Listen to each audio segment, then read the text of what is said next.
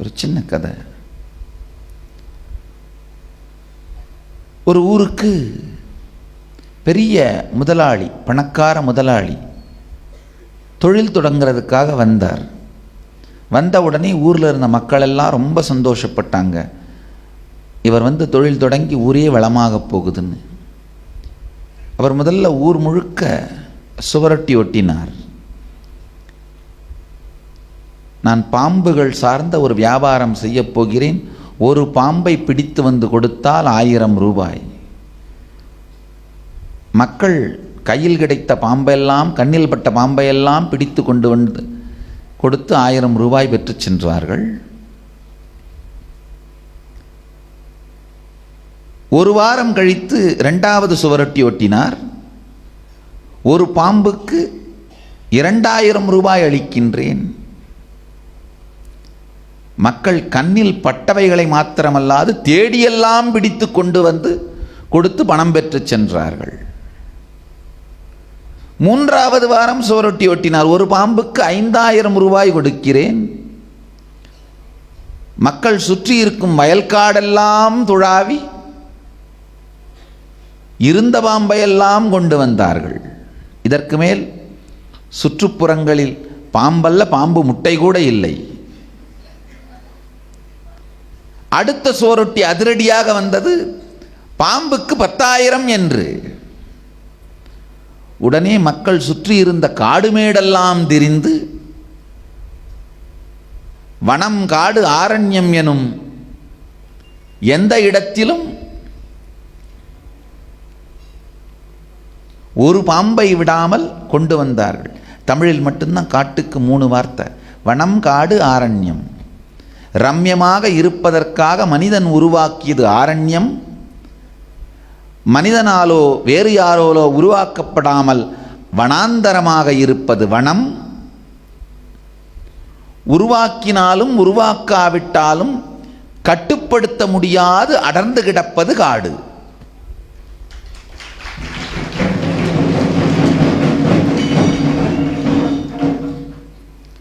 சுற்றி இருக்கும் மனம், காடு, ஆரண்யமெல்லாம் மக்கள் சுற்றி இருந்த பாம்பை எல்லாம் கொண்டு வந்து கொடுத்தார்கள்.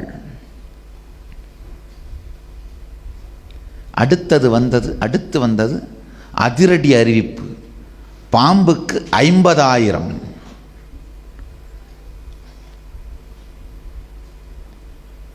சுவரொட்டி ஒட்டிவிட்டு 2 நாள் முக்கியமான வேலைக்காக வெளியூர் புறப்பட்டு சென்றார் முதலாளி.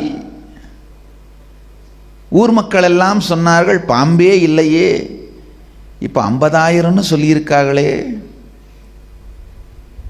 சில பேர் தர்மி போல தனியாக புலம்பினார்கள், எனக்கில்லை எனக்கில்லை.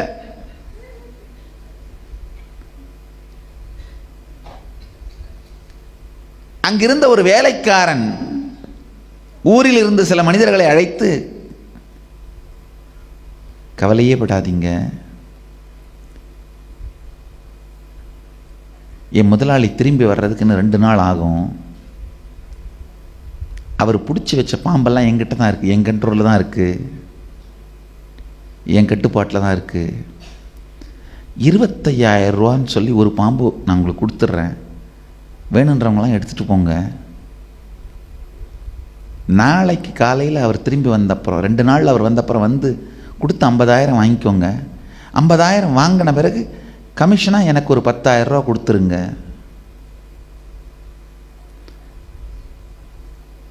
வீட்டில் இருந்த 5,000 பாம்பும் 1 மணி நேரத்தில் விற்று தீர்ந்தது.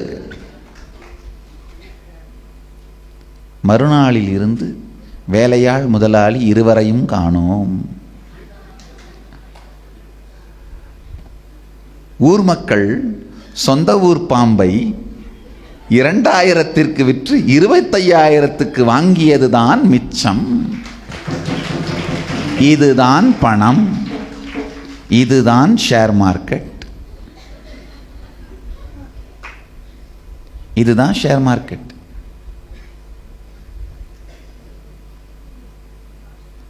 ஆழ்ந்து பார்த்தீர்களானால்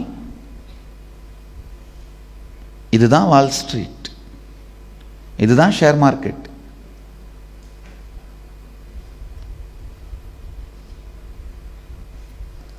பொருளுக்கு மதிப்புண்டு என்று சொல்பவனும் மதிப்பில்லை என்று சொல்பவனும் உறவாடும் களவாளிகள்.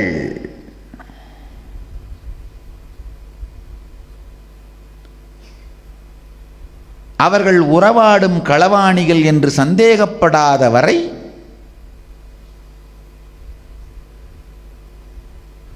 நாம் ஏமாற்றப்படுவோம்.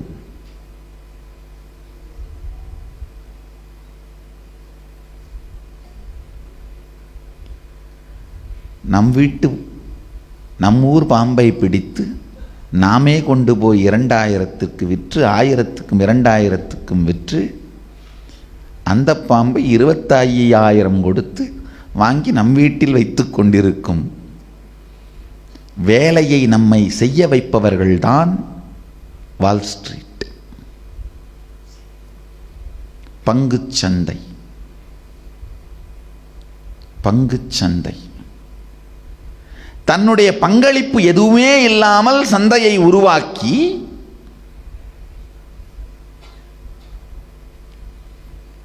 மக்களுக்கு எதையோ அவர்களிடம் வாங்கியது போலவும் கொடுத்தது போலவும் கற்பனையை உருவாக்கி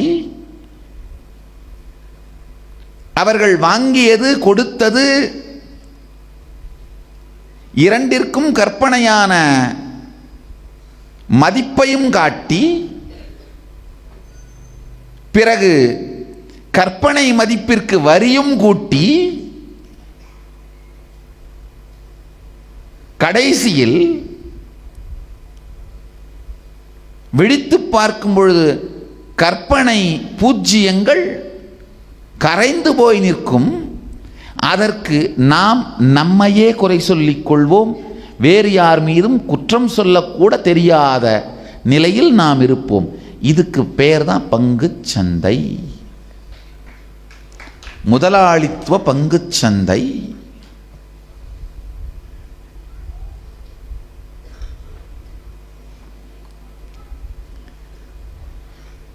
$25,000 கொடுத்து 5,000 பாம்பையும் வாங்கினவெல்லாம் வேகமாக வெளியில் சொல்லாமல் உட்காந்துறாங்க. ஏன்னா இப்போ இது திருடனுக்கு தேள் கொட்டின மாதிரி. வாங்கினது முதலாளிக்கு தெரியாமல் அந்த மாதிரி வாங்கலாமா? தப்பு பண்ணதால தான் உனக்கு இந்த மாதிரி நஷ்டமாச்சு. ஏதாவது ஒரு காரணத்தை அவர்களே கற்பித்து கொண்டு கேள்வி கேட்காமல் இருக்கின்ற சூழலையும் உருவாக்கி,